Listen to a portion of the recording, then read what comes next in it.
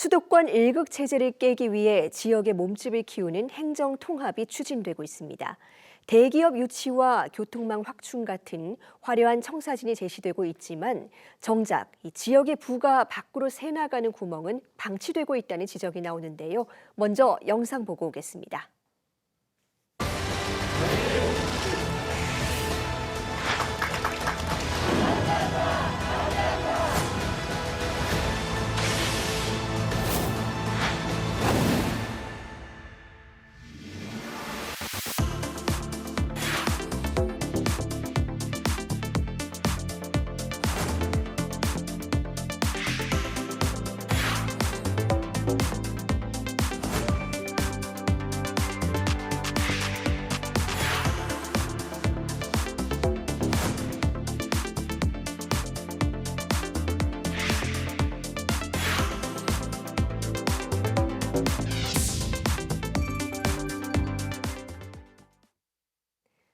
네, 지역 경제 활성화라는 행정 통합의 목적을 달성하기 위한 방안은 무엇일지 양준호 인천대 교수와 자세히 짚어봅니다. 교수님 어서 오세요.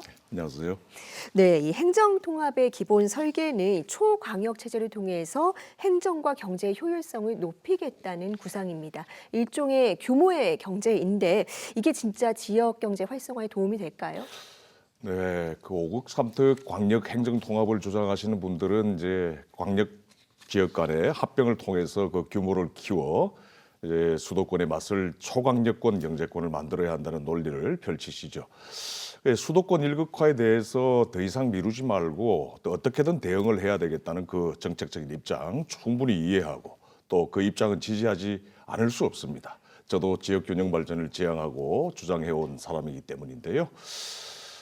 한때 그 인구 400만에 육박했던 전형적인 초광역 도시 부산이 왜 광역시 최초로 지역 소멸 도시로 전락하게 되었는지는 반드시 되짚어봐야 합니다.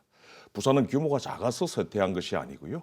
중앙 집권적 행정, 재정 구조 속에서 독자적인 발전 전략을 수립할 권한을 갖지 못했기 때문에 지역 소멸의 위기에까지 직면하게 된 거죠. 초광역권 대규모 도시였던 부산의 경우 지방 세수는 국세로 흡수되고 도시계획과 산업 육성은 중앙정부의 공모사업과 보조금에 의존할 수밖에 없었습니다. 그 결과 부산에 필요한 사업보다 중앙정부의 입맛에 맞는 사업을 따오는데 행정력이 소모되었고 부산 지역 경제에 어떤 문제가 있는지 예컨대 부산 지역 경제가 왜 활성화되지 않고 그 경제 동력이 지역 밖으로 빠져나가는지를 실정적으로 들여다보기는커녕 중앙정부 공모사업으로만 지역 경제를 활성화하려 했던 거죠. 당시 부산 지역 경제는 투자, 자금, 수익, 인재 등이 지역 밖으로 새어나가는 등의 큰 구멍들이 나 있었음에도 불구하고 즉 물이 채워지지 않는 구멍난 양동이와 같은 부산 지역 경제 상황이었음에도 불구하고 초강력화된 도시 부산은 그 구멍난 양동이에 중앙정부 공모사업이나 보조금과 같은 물을 펌프질로 양동이에 퍼부으려고만 했던 거죠. 그럼에도 물은 채워지지 않았던 겁니다. 네, 지역이 아무리 커져도 이 안에서 돈과 일자리가 돌지 않고 자꾸 밖으로 빠져나가는 상황을 지금 구멍난 양동이에 비유를 해주셨습니다. 이런 상황에서요, 대기업을 아무리 유출을 해도 일자리를 또 늘려도 지역 경제가 제자리 걸음인 이유는 어디서 찾을 수가 있을까요? 예컨대 부산, 경남, 울산, 대구, 경북과 같은 그 영남권 지역 경제가 급속히 쇠락된 것은 주요 대기업 본사가 그 지역에 소재하지 않는다는 것, 그리고 섬유, 조선과 같은 그 전통 제조업 중심의 지역 산업 구조가 고도화에 실패한 것에 기인합니다. 특히 고부가가치 지식 산업을 크게 유발하는 그 대기업 본사가 유치된 그 해당 지역에 부재하게 되면 지역 내 전체 산업 생산성을 저하시키고 또 지역 산업 생태계의 약화를 초래해서 결국 고용 창출과 고급 일자리 유인을 제한하게 되는 거죠.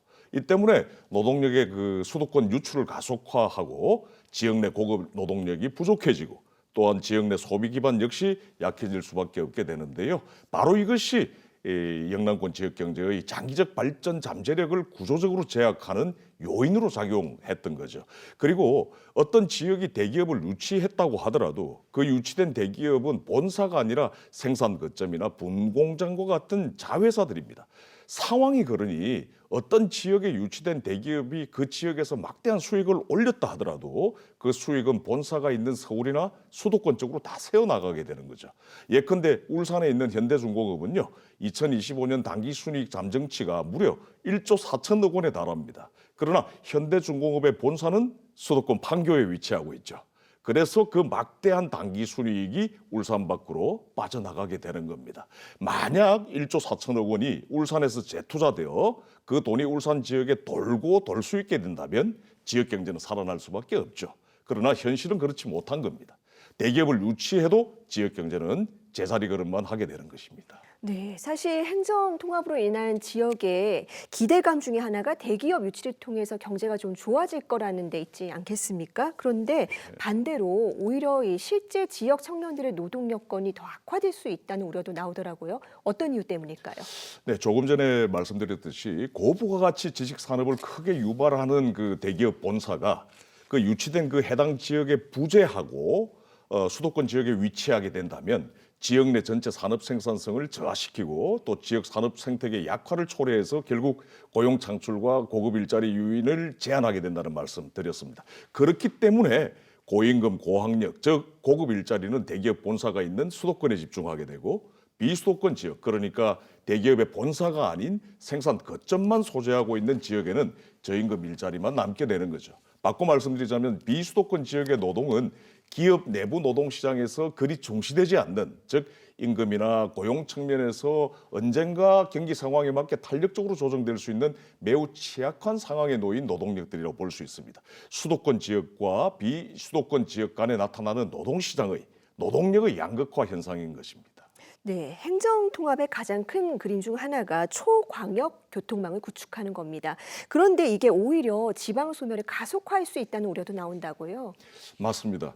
지역의 그 경제적 자생력을 위한 생태계가 사실상 없다시피 한 상황에서 초강력 대중교통망이나 고속도로와 같은 인프라 구축부터 이루어진다면 본래 의도와는 달리 대려 지방 소멸을 가속화시킬 수 있다는 점을 유의해야 됩니다. 예를 들어 5국 3특에서의 그 논의처럼 부울경 소비 연계도를 높이기 위해서 부산, 울산, 경남 간의 소비 연계도를 높이기 위해서 광역교통망을 구축한다고 가정해 보시자고요. 그러니까 이 경우 지역 시민들의 소비 활동이 서울에 본사를 둔 대형 유통기업과 제조사의 제품만을 중심으로 이루어진다면 행정 통합으로 커진 경제 규모의 가장 큰 수혜자는 수도권 소재 기업이 되는 것입니다. 즉 지역의 돈의 지역재화의 지역에서 흘러야 할 돈의 그 수도권 유출 규모만 커지게 되는 거죠. 그뿐만 아닙니다. 초광역 경제권 내에서도 대형 유통기업이 소재한 지역으로 비교적 소비 활동이 쏠릴 가능성이 큽니다. 초광역 지역 안에 대중교통이 더 확충되어 구축된다면 지역 내 거점 도시, 특히 특별시가 소재한 도시로 해당 초광역 지역 내에 시민 소비가 몰리게 된다는 거죠. 결국 5국 3특의 행정통합은 경제 동력의 분산에 방점을 둔 정책이겠지만 결과적으로는 재화가, 즉 돈이 서울 혹은 초광역권 지역 내 중심지 도시로 쏠리게 될 수 있는 가능성이 매우 크다고 볼 수가 있겠습니다. 네, 단순히 몸집을 불리는 것보다 이 성과가 지역 구석구석으로 스며들게 하는 게 결국 핵심이라는 건데요. 행정통합이 물리적인 결합을 넘어서 이 진정한 지역 자립으로 이어질 수 있는 세심한 보완책을 기대하겠습니다. 교수님, 오늘 말씀 시간 관계에서 여기까지 듣겠습니다. 감사합니다. 감사합니다.